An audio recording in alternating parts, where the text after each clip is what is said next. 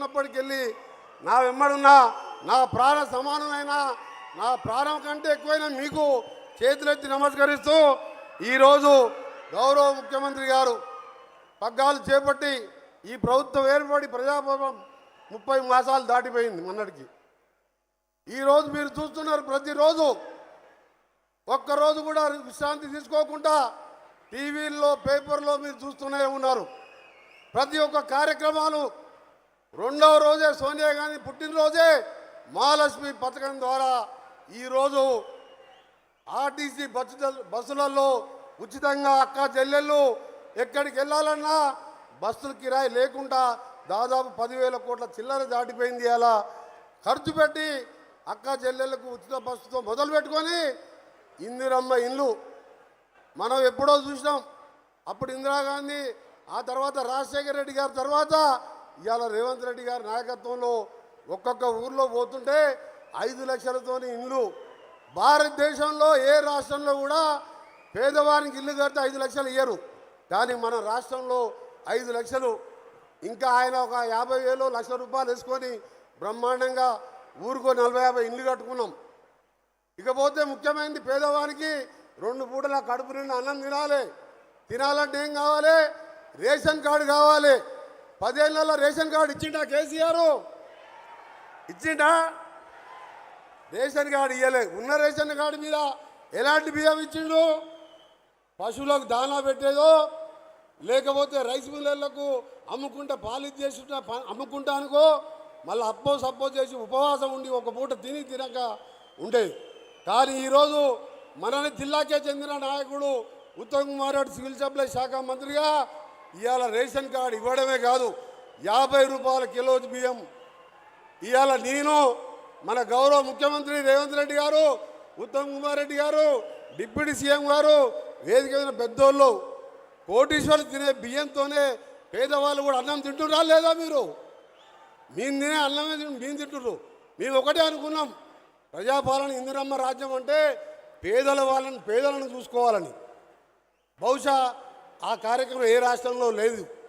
దానికోసం ఇవాళ ఆరోగ్యశ్రీ 10 లక్షల కోసం, ఇవాళ ఉద్యోగుల కోసం ఇన్సూరెన్స్ పథకాలు, ఇవన్నీ ఒక ఎత్తు సంక్షేమ కార్యక్రమాలు. ఇకపోతే బాగా ఆలోచించుడు, దేశంలో ప్రపంచంలోనే రోడ్ల యాక్సిడెంట్లో మరణాలు ఎక్కడంటే భారతదేశంలో అది కూడా తెలుగు రాష్ట్రాల్లో ఎక్కువ యాక్సిడెంట్ మరణాలు జరుగుతున్నాయి. మన దగ్గర తెలంగాణలో రోడ్ల పరిస్థితి 10 ఏళ్ళ గుంతలు కూడా పూడవలే పోయిన మా దొరగారు. ఇవాళ బాగా ఆలోచించుడు, ఆర్థికంగా ఇబ్బంది ఉన్నా 6,500 కోట్లు స్టేట్ ఫండ్స్తోని శాంక్షన్ చేయడం జరిగింది. అవి పనులు నడుస్తున్నాయి.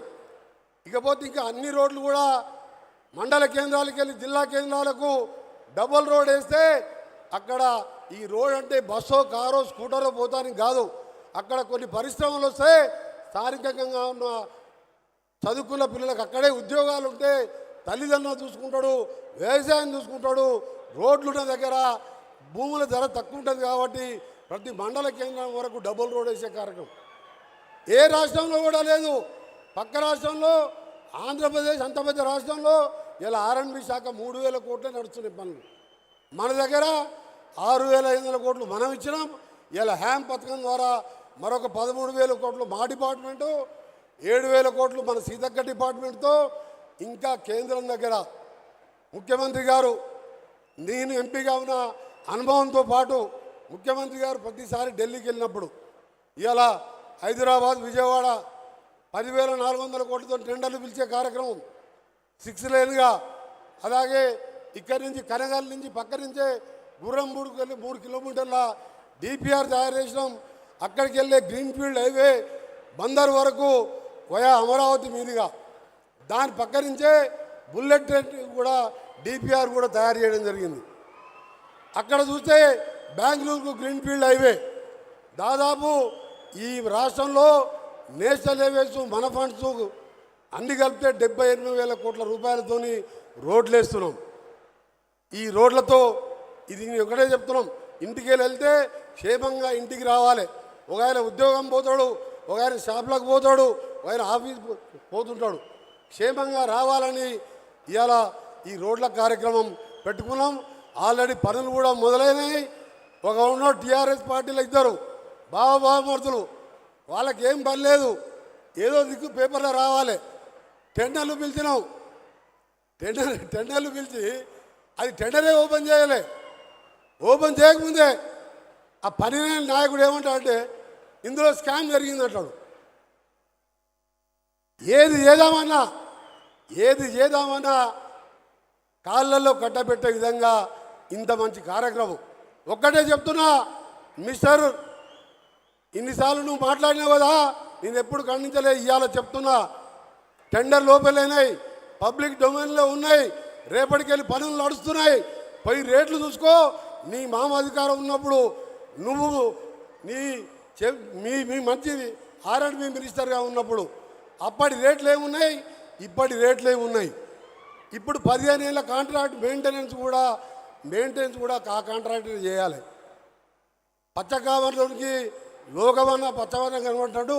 కాళేశ్వరంలో పంపులల్లా దోసుకొని ధరణిలా ప్రతి ఒక్కటి మనం కూడా అట్టే అనుకుంటున్నాడు. కాంగ్రెస్ అంటే ఈ పార్టీ శాశ్వతమైన పార్టీ, పూటకు పేరు మార్చుకునే పార్టీ కాదు. మన టీఆర్ఎస్ ఇవాళ బీఆర్ఎస్, ఎల్లుండి ఏ పార్టీ అంటుంటుంది, HRS ఉంటుంది. HRS అంటే హరీష్ రావు రాష్ట్ర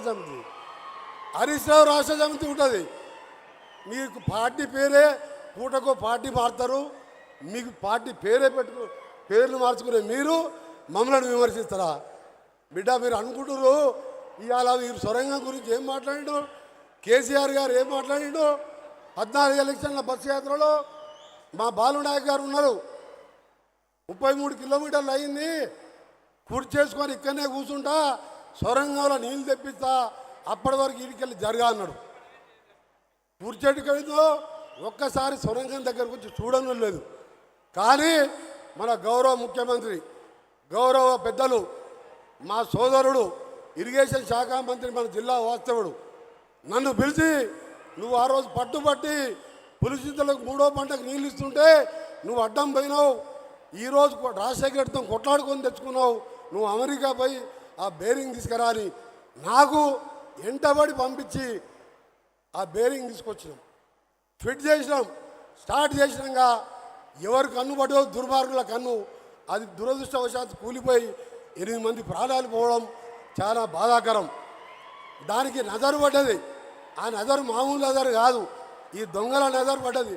అది కంప్లీట్ అయితే ఎక్కడ పేరు వస్తుందో, కాంగ్రెస్ పార్టీకి పేరు వస్తుంది, రేవంత్ రెడ్డికి పేరు వస్తుంది, ఉత్తమ్ కుమార్ రెడ్డి గారికి పేరు వస్తుంది, కోమటిరెడ్డికి పేరు వస్తుంది.